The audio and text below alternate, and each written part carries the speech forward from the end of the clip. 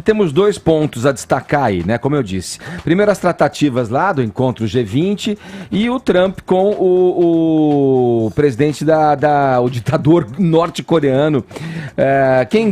Vamos tirar no paro ímpar os assuntos? Vocês já escolheram. Você vai falar sobre o que, Caio? A gente já combinou, né? Já tá tudo armado, né, professor? Eu queria falar sobre o G20, porque eu não tive a oportunidade de comentar ainda o acordo de livre comércio entre União Europeia e Mercosul. E eu queria abrir esse comentário com um apanhado de manchetes que chegou ao meu conhecimento. Vamos lá, referente à semana passada, sexta-feira. Folha de São Paulo. Governo Bolsonaro tornará ainda mais difícil o acordo entre União Europeia e Mercosul.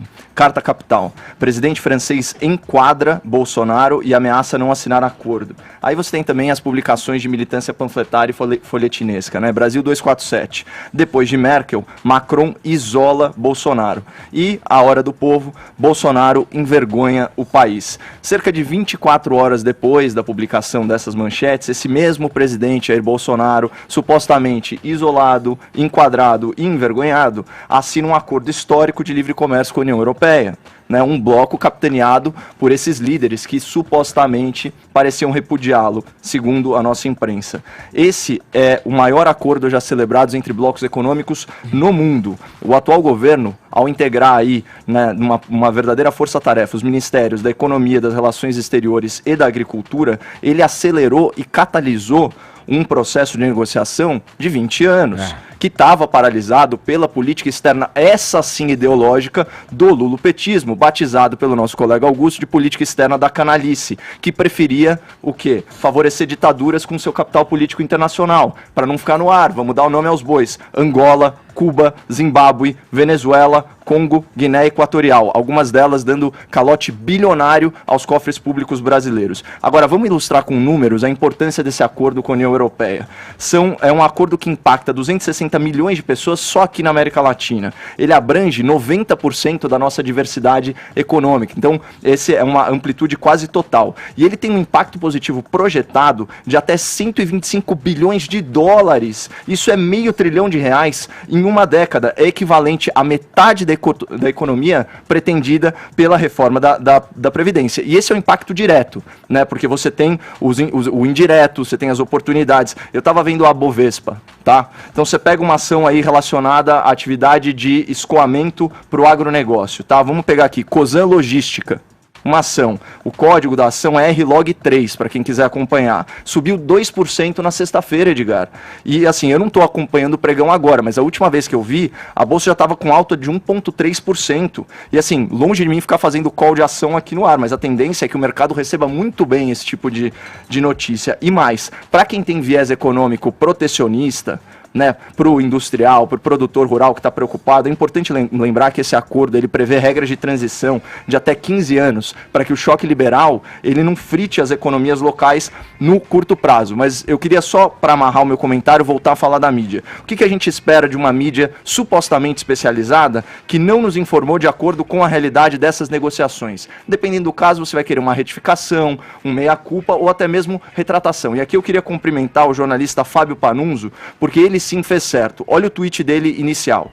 Anota aí. Bolsonaro viajou ao Japão para protagonizar um dos maiores vexames da história da nossa diplomacia. Se o que está se desenhando no horizonte se confirmar, o Brasil sairá do G20 isolado e estigmatizado. Somos as Filipinas da América. Ninguém nos quer por perto.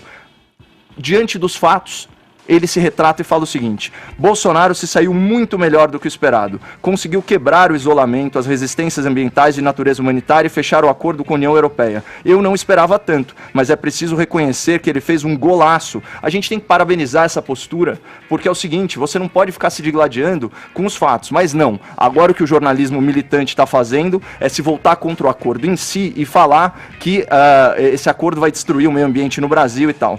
Então eu queria fazer um apelo pessoal aí ao senhor presidente da República, na verdade, né, considerando o que a grande mídia, o que os seus agentes aí majoritariamente falam que é passar vergonha. Por favor, continua passando vergonha assim, passa vergonha no débito, vergonha no crédito, continua passando esse tipo de vergonha no mundo afora, porque o Brasil, com mais de 500 bilhões de reais em 10 anos, vai agradecer muito ao senhor. E passar adiante também dessas bobagens aí, alegando globalismo e tal. Quer dizer, sacramenta-se uma ideia de bloco comercial que é irrefutável. Não tem como você frear isso aí, né? Não dá para evitar a mudança das estações do ano. Exato. Augusto, vamos lá. Vamos lá, rapidinho. O encontro do Trump com o Xi Jinping. Só o Trump poderia ter feito essa visita, porque ele obedeceu a uma frase que se aplica ao fato de alguém fazer uma coisa oposta que se espera dele.